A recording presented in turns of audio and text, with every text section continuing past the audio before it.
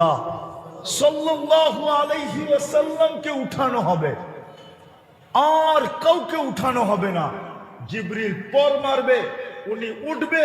তো আবুল্লাহ সামরকান্দি লেখছেন, উঠবে ওহুয়া ইয়াবকি ওয়া ইয়াকুল, চোখে পানি নিয়ে উঠবে, কাঁদতে কাঁদতে উঠবে আর বলতে থাকবে, জিবরিল ময়দানের যেদিকে তাকাই ওদিকে তো ফাঁকা দেখি, ডাইনে তাকাই তো ফাঁকা, বামে তাকাই তো ফাঁকা, সামনে তাকাই তো ফাঁকা, পিছে তাকাই তো ফাঁকা, আমার উম্মত কোথায়?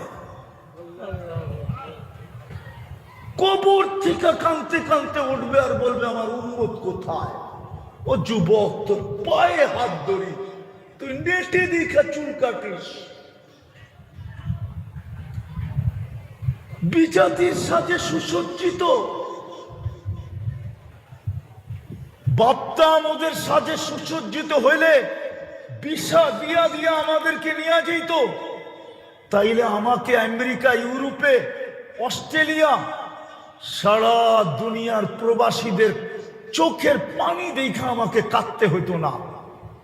আমি দুনিয়াতে ৯৯টা দেশ দেখছি, ৬০টা মহাদেশ দেখছি, দুনিয়ার কোন উন্নত দেশ বাকি নাই আমি দেখি নাই।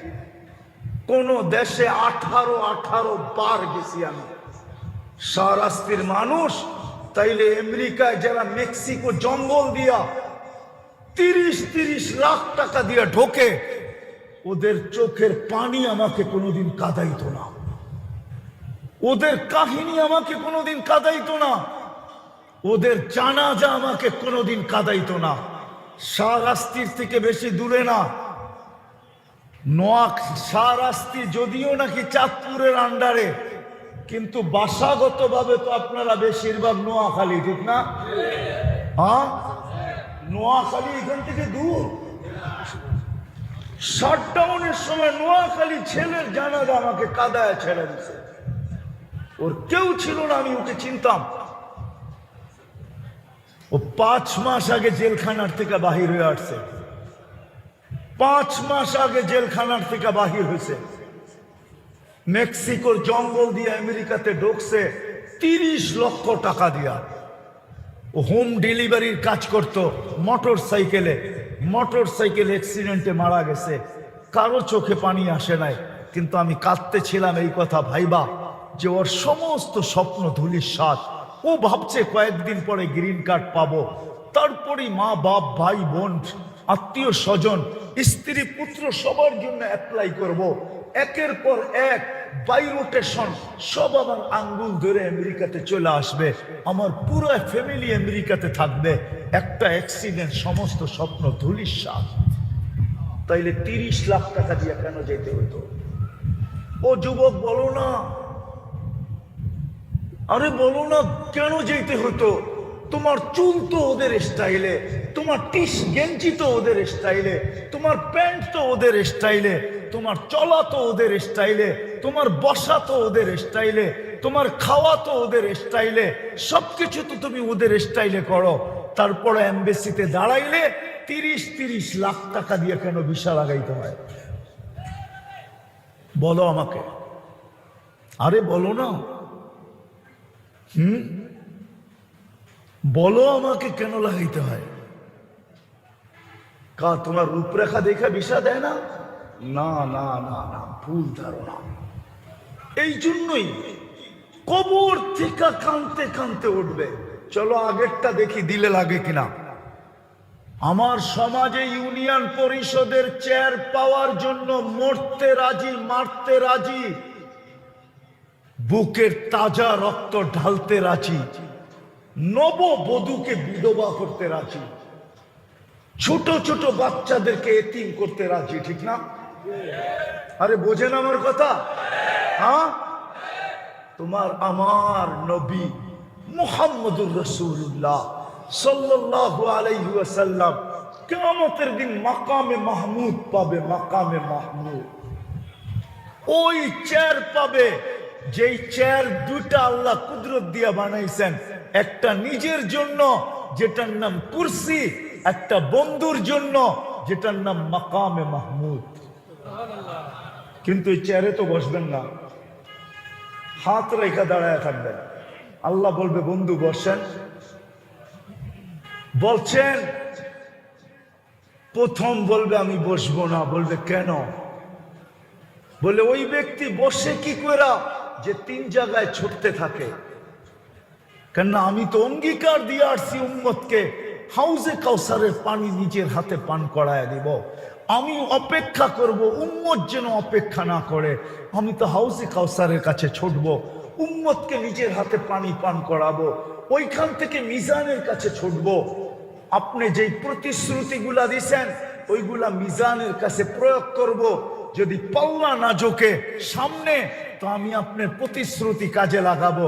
আপনি বলছেন সালতো তা, আমি চাইলে নাকি দিবেন, তো আমি হাত উঠায় চাইতে থাকবো। আপনি বলছেন সাফি তু সাফা, আমি সুপারিশ করলে মঞ্জুর করবেন, তো আমি ওইখানে দাঁড়াই সুপারিশ করতে শুরু করব। আপনি বলছেন লা ইউখজিকা ফি উম্মতিক, উম্মতের ব্যাপারে আমাকে লজ্জিত করবেন না, আমি চিৎকার দিতে থাকবো। উম্মতের পাল্লা যদি সামনে না ঝোঁকে, তাহলে অন্য উম্মত জানা ফেলবে যে আমার উম্মতের পাল্লা ঝোঁকে নাই, জাহান্নামী হয়ে গেছে, বিদায় আমি লজ্জিত হয়ে যাব। চতুর্থ, আপনি আমাকে বলছেন খুশি কোলা ছাড়বেন, সাউফা ইউতিকা রাব্বুকা ফাতারদা, তো আমি চিৎকার দিতে থাকবো আমি রাজি হব না না না। উম্মতের পাল্লা সামনে ঝোঁকে না। ওইখান থেকে আবার আমি পুলসেরাতে দৌড়াবো। উম্মত যদি পুলসেরাত পার হতে না পারে, তো আমি দুরুদের কাঠটি মাথায় দিয়া পার করায়া দিব দিব দিব দিব। চাই সেই দুরুদ একবার পড়া হোক। 3 জায়গায় ছুটবো, আমি দৌড়াবো, আমি বসবো না।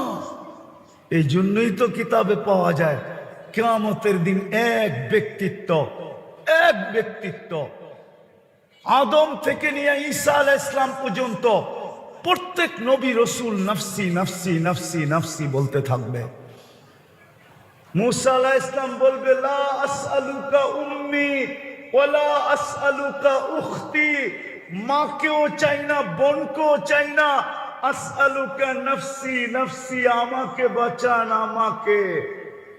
জিবরিল পর্যন্ত জমিনে পড়বে আর বলবে রব্বি সাল্লিম সাল্লিম, আমাকে বাঁচান। ওই দিন আপনার আর আমার নবী কিয়ামতের মাঠে 3 জায়গায় ছুটবে আর চিৎকার দিতে থাকবে রব্বি উম্মতি উম্মতি উম্মতি উম্মতি। ওই দিন হাসানকে চাবে না, হুসাইনকে চাবে না, আলীকে চাবে না, ফাতেমাকে চাবে না, অথচ আপনি হাসান হুসাইনকে চিনেন না। মনে উঠলো, এই জন্য বলতেছি, শাহরাস্তির মানুষ, আমি শেষ জায়গায়ও চলে আসছি, গরম অনুমতি দেয় না যে আর লম্বা করি। হাসান হুসাইন 6-7 বছরের ভাই, 2 জন আসছেন, পিঠাপিঠি ছিলেন 2 জন। আর এটাও একটা কথা শুনে নেন, যখন হাসান পয়দা হয় তা আল্লাহ রসুল জিজ্ঞাসা করছে আলী কি নাম রাখবা? হারব, হারব মানে হলো যুদ্ধবাজ। আল্লাহ রসুল বলছে হাসান। কি? মা সুন্নিয়া আহাদাম মিন ক্বাবলি বিইসমিহি, আমার এই কলিজার টুকরার নাম হাসান, আল্লাহ আজ পর্যন্ত কারো নাম এই নামে রাখেন নাই। এই নামটা আল্লাহ গচ্ছিত রাখছেন আমার কলিজার টুকরার জন্য। 15 বছর যখন হুসাইন হয়েছে, জিজ্ঞেস করছে কি নাম রাখবে? হারব, যুদ্ধবাজ। আল্লাহ রসুল আয়েশা দিয়া বলছে হুসাইন। বলছে আলী, এই নামটাও আল্লাহ এই পর্যন্ত কাউকে রাখতে দেন নাই, গচ্ছিত রাখছেন আমার কলিজার টুকরার জন্য। তো 2 ভাই এসে জিজ্ঞাসা করতেছে নানা জান, আপনি উত্তম না আমরা 2 জন উত্তম? আল্লাহ রসুল জবাব দিছে আমি উত্তম। তো 2 জন হাসতে হাসতে নানাজির কোলে পড়ে গেছে। তো আল্লাহ রসুল জিজ্ঞাসা করছে এত হাসো কেন? জবাব হয় নাই? না নানা জান জবাব হয় নাই। তাহলে উত্তম কে? আমরা 2 জন। দেন না ফতুয়া একটা দিয়া দেন না। তা আল্লাহ রসুল জিজ্ঞাসা করছে কেমনি উত্তম? আম্মা জানরে চিনেন? বলো। তা আম্মার পরিচয় দিয়ে বলতেছে উম্মুকা লাইসা বিশাই, আমাদের আম্মার সামনে আপনার আম্মা কিছুই না। আমরা আব্বা জানতে চিনেন তো? বলছে পরিচয় দাও, দিয়া বলতেছে ও আবুকা লাইসা বিশাই, আমগো আব্বা জানের সামনে আপনার আব্বা কিছুই না। আমগো নানা জানতে চিনেন? বলছে বলো তো। নানার মানা পরিচয় দিয়া বলতেছে জাদ্দুকা লাইসা বিশাই, আমাদের নানা জানের সামনে আপনার নানার নামও মানুষ জানে না, কিছু হবে তো দূরের কথা। আল্লাহর রাসূল দুজনকে উঠায় চুমা দিতেছিলেন গালে, কোলের ভিতরে বুকে নিয়া, আর বলতেছে মাইনা নিলাম তোমরা দুইজনই উত্তম। ওই কলিজার টুকরার কথা কিয়ামতের দিন বলবে না, বলবে উম্মতি উম্মতি উম্মতি উম্মতি। আজকে ওই উম্মত, আজকে ওই উম্মত নবীর উম্মত তো বলে বটে, কিন্তু আদর্শ মানে না। আমি যদি আল্লাহকে জিজ্ঞাসা করি যে আল্লাহ অঙ্গীকার তো করলেন আমাদেরকে দেখা রাখবেন, অঙ্গীকার তো করলেন আমাদেরকে সুরক্ষিত করবেন, অঙ্গীকার তো করলেন বন্ধুর সাথে আমাদেরকে সুরক্ষিত রাখবেন, অঙ্গীকার তো করলেন, কিন্তু আজকে তাকাইলে তো কিছুই চোখে পড়ে না। আজকে তো 8টা মাস হওয়ার কাছাকাছি, 7টা মাস হতে চললো, এখনো ফিলিস্তিনে আবাবিলকে হুকুম দিতেছেন না। গরমে আমরা কাতর, মুসলমানের এই দুরবস্থা, আপনি আমাদের দিকে তাকায় দেখেন না। তো আল্লাহ আমাকে জবাব দেয়, তোমরাও তো আমার বন্ধুর ইজ্জত রাখো নাই। আমি ওয়াদা পুরা করি তো করি কি করে?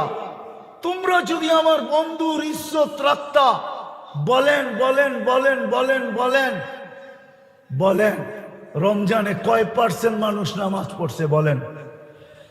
শাহরাস্তির মানুষ বলেন কয় % নামাজ পড়ছে? আরে বলেন না, কয় %? বলেন। হ্যাঁ, আরো 20% যোগ করলাম, 30% পড়ছে, ঠিক না? মাইনা নিলাম 70% লোক নামাজ পড়ে নেয়। নামাজ তো আপনার রসুলের শীতলতা চোখের, কুররাতু আইনি বিয়াসসালাহ, আমার চোখের শীতলতা। নামাজের সময় হলে চিৎকার দিতেন, আরিহনি ইয়া বেলাল, বেলাল আমার চোখকে শীতল কর। যে মার পেটের থেকে আসতে দেরি, সেজদা করে মেসেজ দিতে দেরি করেন নাই, সেজদা করে মেসেজ দিতে দেরি করেন নাই, যিনি যাওয়ার সময় চিৎকার দিতেছেন আসসালা আসসালা মামা মালাকাত আইমানুকুম। আর রমজান 1 মাস 70 মাস, এই উম্মত যদি 1 মাস নামাজ পড়া ঘরের দরজা বন্ধ করে বসা যেত, আর আল্লাহ যদি গরম দিত তো বাহির হইয়া বলতে পারতো 1 মাস হইতো 70 মাসের ইবাদত করে বাড়িতে বসি, গরম দেন কেন? 70 মাসের ইবাদত করে তো ঘরে বইলাম, গরম দেন কেন? আল্লাহ যদি বলে বাকি 11 মাস বাদ দিয়া দেন, 11 মাস বাদ দেন, তারপরও তো আমার কাছে থাকবো। আপনি আমার কাছে পাবেন তো পাবেন কোত্থেকে? লাইলাতুল কদর দেখলে তো 83 মাস, 83 বছর। আজকে নবীর আদর্শ ছেড়া দিছি। সবচেয়ে বড় আদর্শ 5 ওয়াক্ত নামাজ ছিল। আল্লাহ ডেলি 5 বার ডাকে, মাসে 150 বার ডাকে, বৎসরে 1800 বার ডাকে। কয়জন সাড়া দেয়? দয়া করবে তো করবে কি করে? বিদায় আসেন, শেষ কথা আমার, আসেন যদি বুঝে আইসা থাকে, যদি চাই যে এই জিনিসের পরিবর্তন ঘটুক, আজকের দুরবস্থার পরিবর্তন ঘটুক, নাইলে আপনি 3 দিন পর পর বাড়াইতে থাকবেন, না জানি এই বাড়ানো কোথায় যায় ক্ষান্ত হয়। দুবাইওয়ালারা ভাবছিল বন্যা শেষ, এখন কুয়াশায় মরতেছে। সৌদি আলারা ভাবছিল দুবাইতে বন্যা, এখন সৌদি আলারা বন্যাতে মরতেছে। ইউরোপওয়ালারা ভাবছিল সৌদিতে হইতেছে আমাদের কি, যা দেখেন ফিনল্যান্ড পুরাটা এখন বরফের নিচে ঢাকা পড়ে আছে। আল্লাহ খেপা গেছেন, আল্লাহ খেপা গেছেন নিজের জন্য না, আমি বলবো শুধু বন্ধুর ইজ্জত না রাখার কারণে।